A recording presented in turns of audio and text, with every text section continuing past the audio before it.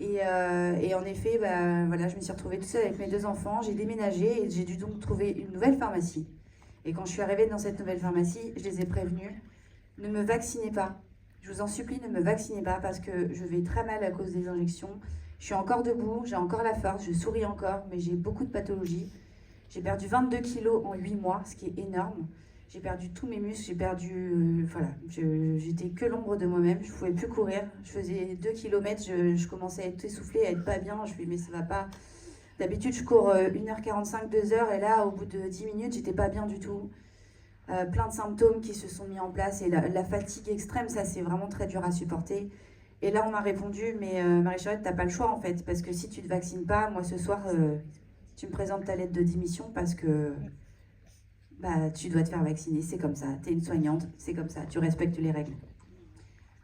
Très clairement, j'en veux beaucoup à la personne qui m'a vaccinée la 3e fois parce qu'elle était au courant de mes effets indésirables. Et qu'est-ce qui lui a empêché de mettre ce poison dans l'évier et de dire que j'avais été vaccinée? Eh ben, elle n'a pas voulu le faire parce qu'elle a eu peur. Et aujourd'hui, je me retrouve avec une maladie incurable et entre 50 et 80 symptômes quotidiennement. Il faut savoir qu'aujourd'hui, voilà, j'ai 35 ans, je ne peux plus courir, mais je ne peux plus non plus marcher beaucoup. Là, aujourd'hui, j'ai mes béquilles, mais si je dois sortir à l'extérieur, je suis obligée de prendre mon fauteuil parce que mes jambes lâchent. Combien de fois je suis tombée par terre en plein milieu d'un centre commercial, que je tombe devant mes enfants, que j'ai des paralysies au niveau de mes membres inférieurs, où je suis restée pendant 4 heures pendant la nuit sur mon pavé parce que je me suis levée pour boire un verre d'eau et que mon conjoint ne m'a pas entendue. Je suis obligée de ramper comme un chien, un cheval mort, que j'ai des troubles, j'ai un hypométabolisme au cerveau. Aujourd'hui, on m'a dit que j'avais un cerveau qui fonctionnait comme une personne qui avait un Alzheimer de 80 ans. Tout mon cerveau est pratiquement éteint. J'ai de la chance de pouvoir bien m'exprimer devant vous, mais il y a des jours où, en fait, quand je m'exprime, mes phrases, mes verbes sont à l'envers. Je mets des phrases complètement... des phrases que vous ne comprendriez même pas. Je mets mes clés au congélateur. J'oublie d'aller chercher mes enfants à l'école. J'ai du mal à me lever le matin, j'ai des souffrances en permanence, je vomis.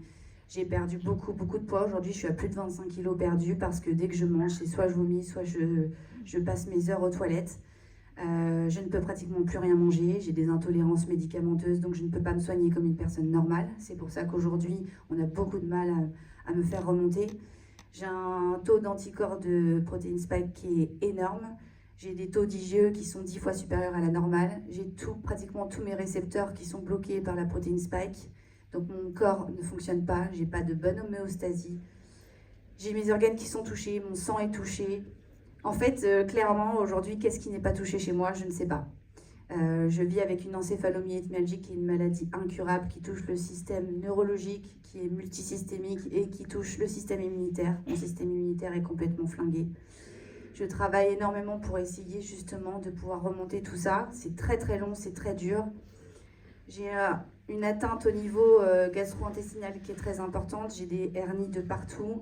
J'ai un SIBO, une dysbiose. J'ai un syndrome de l'intestin irritable. J'ai une hyperméabilité intestinale.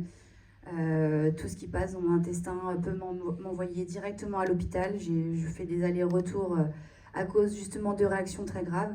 J'ai un SAMA. Quand j'essaie des nouveaux traitements, en fait, on y va par précaution parce qu'à tout moment, je peux faire des réactions ultra violentes et puis faire des chocs septiques. J'ai été au bord du choc septique au mois de juillet à cause de compléments alimentaires qui étaient très bons pour les autres, mais pour moi, ça a été très grave. Aujourd'hui, mon parcours il est très très compliqué au niveau médical. J'ai été maltraitée médicalement. J'ai eu 6 mois d'errance médicale, je ne suis pas la pire.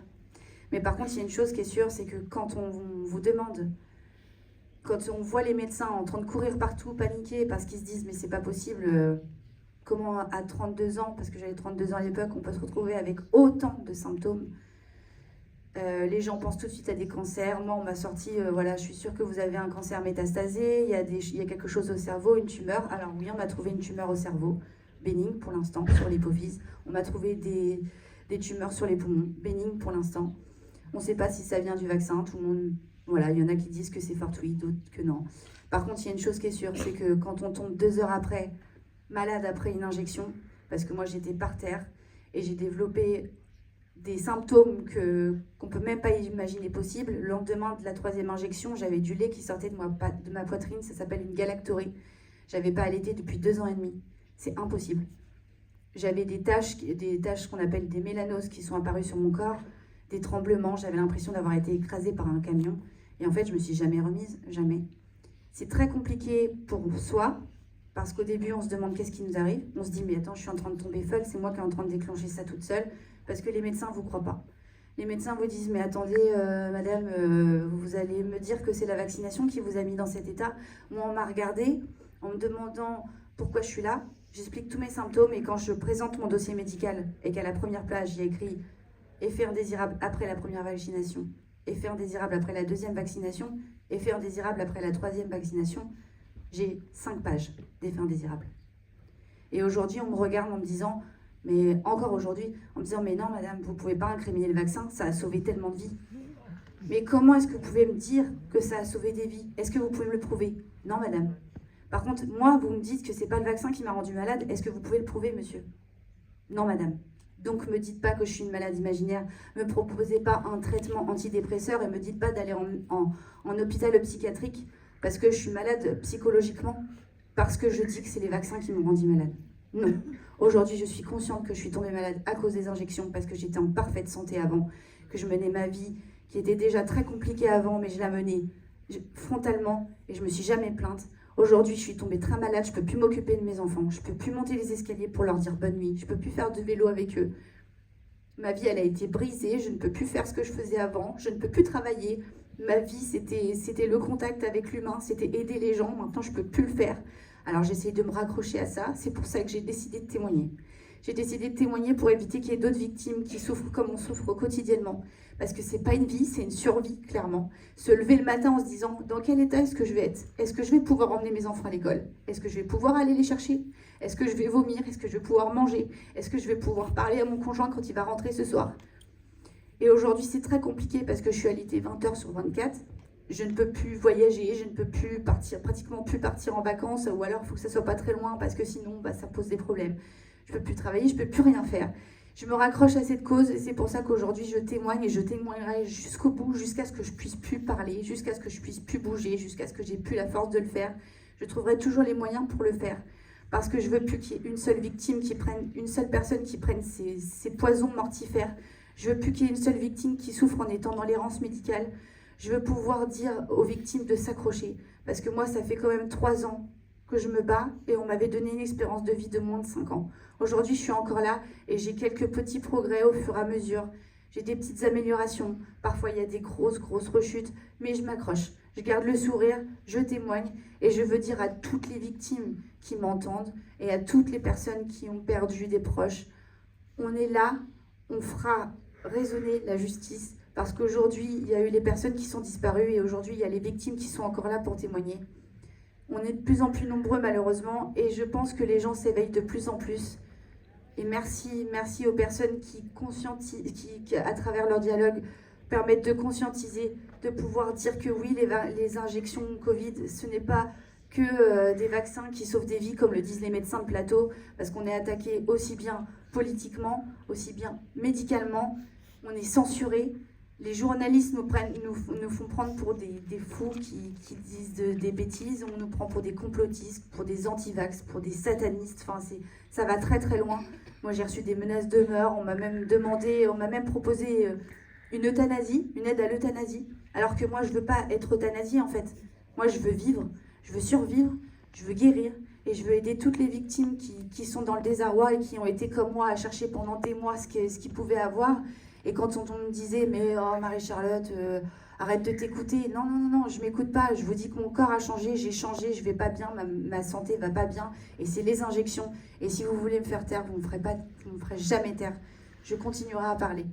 Et aujourd'hui, je remercie toutes les associations qui font tout. Je remercie Mathieu qui clairement m'a sauvé la vie parce que j'ai été moi aussi dans une période où j'avais envie d'en finir avec la vie parce qu'en fait, j'avais l'impression d'être devenue un fardeau pour ma famille et quand je voyais mes enfants pleurer, quand j'étais sur le sol, quand ils me voyaient vomir, quand ils me voyaient hurler de douleur, quand ils me voient tomber par terre, Il y a encore 3 semaines, je suis tombée dans les escaliers. Mes enfants ont hurlé en appelant tout de suite mon conjoint pour lui dire « Maman est tombée, maman est tombée ».